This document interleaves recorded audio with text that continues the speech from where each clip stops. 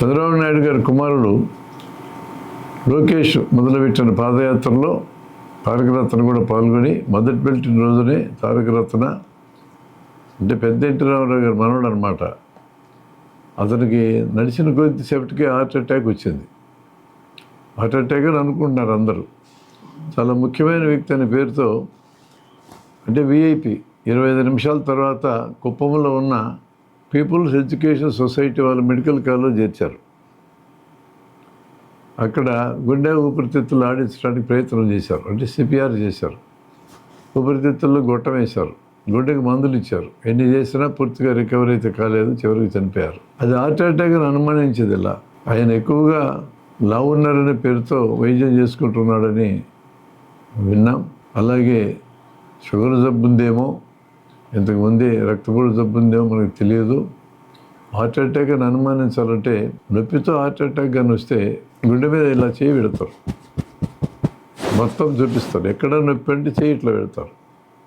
కడుపులో మంట రూపంలో కానీ గుండె మీద బరువెత్తినట్టు కానీ ఇట్లా బిగదీసినట్టు కానీ నొప్పి రావచ్చు. దాంతోపాటు చెమటలు పట్టడం, వాంతి రావడం కానీ, వాంతి ఇచ్చినట్టు అనిపించడం కానీ, తెలియకుండా మూత్రం వేస్తుందని కానీ ఇలాంటివి జరిగితే ఇది ఖచ్చితంగా హార్ట్ అటాక్ అని గుర్తించవచ్చు. కానీ కొన్ని సందర్భాల్లో నొప్పి తీవ్రంగా తెలియదు. చెమటలు పట్టడం, వాంతి రావడం వీటిని బట్టి అనుమానించాలా. వెంటనే మెడలో నాడి చూస్తే ఇక్కడ నాడి కెరటిడ్ నాడి అని ఉంటుంది. నాడి తెలియకుండా ఉంటే టక్కన గుండె ఆగిపోయిందని అనుమానించాలి. అక్కడికక్కడే వెలికిలా పడుకోబెట్టి ఎదురు మెముక మీద కింద భాగంలో 20 సార్లు 2 ఇంచులు అణిగేటట్టుగా నొక్కితే గుండె స్టార్ట్ అయ్యే అవకాశం ఉంది. ఇది ఫస్ట్ ఎయిడ్. ఈ పని చేసి ఉండాలి. ముఖ్యమైన వ్యక్తి అనే పేరుతో 25 నిమిషాల తర్వాత పెద్ద హాస్పిటల్కి తీసుకెళ్ళినా విలువైన సమయం గడిచినాక పెద్దగా ఉపయోగం ఉండదు. వెంటనే చేయాల్సిన ప్రాథమిక వైద్యం చేసి ఆయన ఫలితాన్ని చూసుకోవాలి.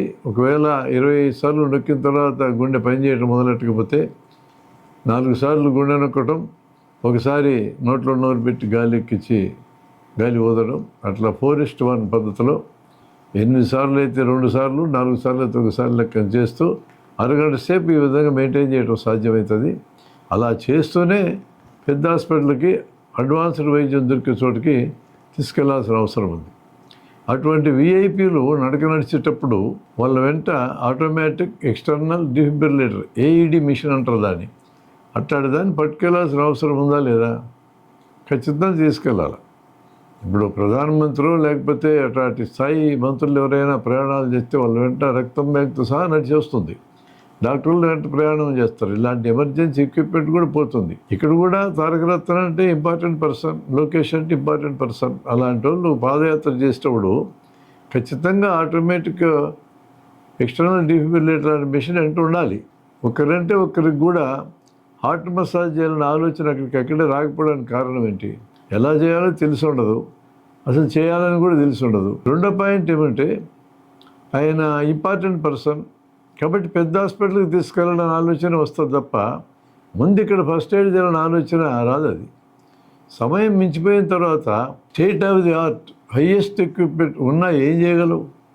చేయి దాటిపోయిన తర్వాత ఏం చేయలేవు కదా.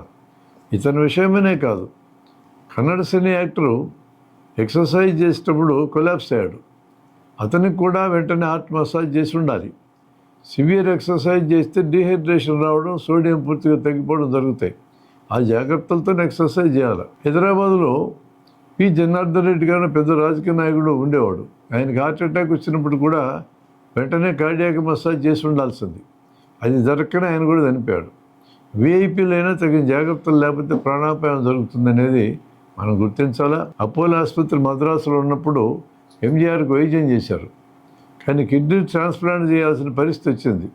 అపోలో ఆసుపత్రి ట్రాన్స్ప్లాంట్ చేయగలదు, కానీ చేయడానికి సిద్ధపడలేదు. కారణం ఏంటంటే ఏమైనా తేడా వచ్చి ఎంజి రామచంద్రన్ గారికి ప్రాణాపాయం జరిగితే గ్రీమ్స్ లేన్లో ఉన్న మద్రాస్ అపోలో ఆసుపత్రికి ఉండదు, మొత్తం నేలమట్టం చేస్తారు ఆయన అభిమానులు. అందుకని తెలివిగా ఆసుపత్రి వర్గాల వారు విమానం ఎక్కించి అమెరికా పంపించారు. అక్కడ ఆపరేషన్ చేయించారు. దిగ్విజయంగా ఆపరేషన్ పూర్తయింది. ఆ తర్వాత కొంతకాలం ఆయన జీవించారు. విఐపీలకు వైద్యం చేసేటప్పుడు ఏ ఆసుపత్రి అయినా వాళ్ళ దగ్గర పెట్టుకోవాలి. ఆ మాటకు వస్తే ఎవరు బతుకైనా విలువైంది కదా. ప్రజలకు ప్రథమ చికిత్స మీద కనీస ప్రాథమిక జ్ఞానం ఉండాలి. అలా ప్రజలందరికీ ప్రథమ చికిత్స మీద సరైన జ్ఞానం ఉండాలంటే నేర్పించడానికి సరైన చోటు విద్యాలయమే. ఇలాంటి సమస్యలు ఇన్నిసార్లు వచ్చినా కూడా నేర్పించాలని ఆలోచన విద్యా విధానం చేయకపోవడం శోచనీయం.